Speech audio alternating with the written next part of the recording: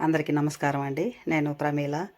సాయంత్రం డిన్నర్ అయిన తర్వాత అలా వాకింగ్కి వెళ్దామని బయటకు వెళ్ళాము. మేము ఉండే స్ట్రీట్ మీకు ఒకసారి చూపిద్దామని. మా మా వీధిలో అంతా ఇలా ఉంటుంది. పువ్వులు, ప్రశాంతమైన వాతావరణము చాలా బాగుంటుంది. నాకు చాలా ఇష్టం ఈ వాతావరణం అంటే. అలా బయటకు వచ్చాము చూస్తుండడానికి.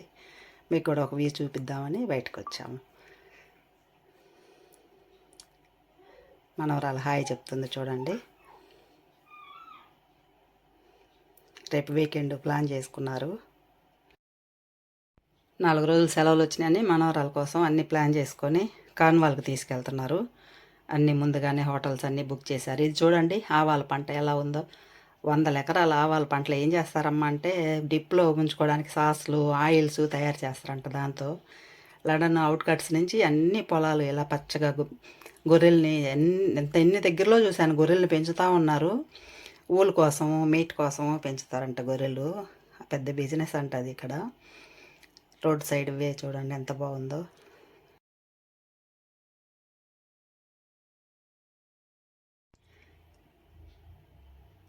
క్యారవాన్ పార్క్ వచ్చేసాము.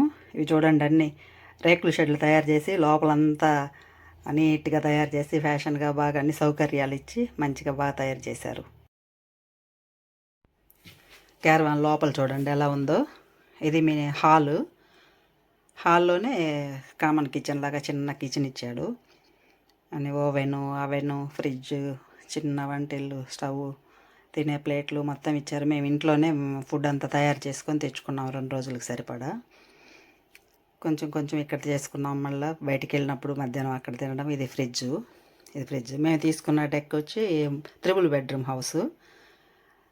ఇది లోపలికి బెడ్రూమ్ లోపలికి వెళ్తున్నాము. రైట్ సైడ్ ఉండేవి 2 బాత్రూమ్లు ఇచ్చాడు. ఇది ఒక బెడ్రూము.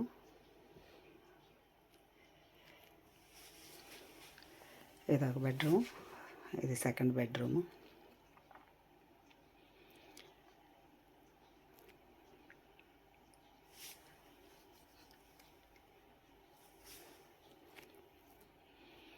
ఎంత అందంగా తయారు చేశారో ఈ చిన్న ఇల్లులు ఎంత బాగా తయారు చేశారో చూడండి. వీటిలోనే లగ్జరీ హౌస్లు, డెక్ హౌస్లు ఎంత ఎక్స్పెన్సివ్ మనీ పెట్టుకుంటే అంత బాగా తయారు చేశారు. లగేజ్ అంతా సర్దేసుకుని టోవాన్ బీచ్. ఈ టోవాన్ బీచ్లో ఎక్కువ సర్ఫింగ్ ఫేమస్ అంట. ఈరోజు వాతావరణం కొంచెం భయంగా ఉందని విపరీతమైన చలిగాలులు, ఎక్కువ పెద్ద అలలు వస్తున్నాయి. వాతావరణం సహకరించట్లేదని పెద్దగా క్రౌడ్ లేరు.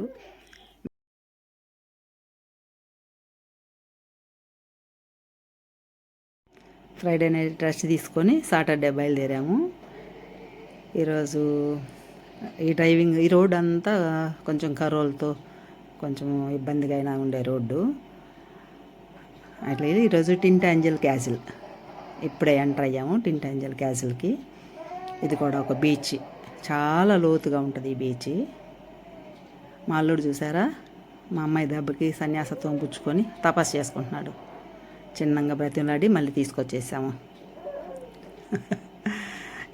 ఈ బీచ్ ఇదంతా ఒక కొండ నుంచి ఇంకో కొండకి బ్రిడ్జ్ చేశారు. ఈ బ్రిడ్జి చాలా కొంచెం భయంగా ఉండింది నడవాలంటే. ఈ బ్రిడ్జ్ మీద చాలా ఎత్తులో ఉండింది.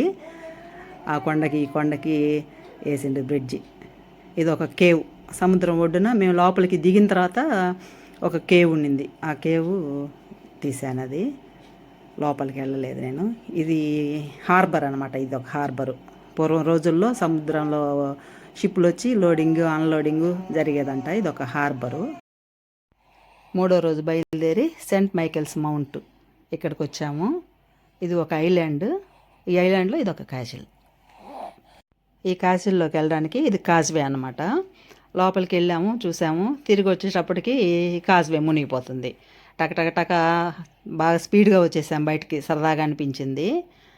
ఇది ఆటుపోట్లకు సంబంధించిన దారి అనమాట. ఒకసారి మునిగిపోయి ఉంటుంది, ఒకసారి పైకి వచ్చేస్తుంది ఆ కాజ్వే. లోపలికి వెళ్ళినప్పుడు సముద్రం వచ్చేసింది అనుకోండి, ఇలా పడవల్లో వస్తున్నారు బయటకు అందరూ. చాలా సరదాగా అనిపించింది నాకు. హ్యాపీగా కొత్త ఎక్స్పీరియన్స్. తిరిగి ఇంటికి వచ్చేస్తున్నాం కదా మండే రోజు. వచ్చేటప్పుడు ఇది మోటార్వే సర్వీస్. మనకి డాబాలు ఉన్నట్లుగా ఈ సర్వీస్ సెంటర్స్ దారిలో టిఫిన్ కోసం ఆగాము. ఆగి టిఫిన్ చేసి ఇదంతా కొంచెం అట్లా కవర్ చేశాను. బాగున్నాయి, నాకు పువ్వులు అంటే ఇష్టం కదా, అట్లా కవర్ చేసి ఇంటికి వచ్చేసాము.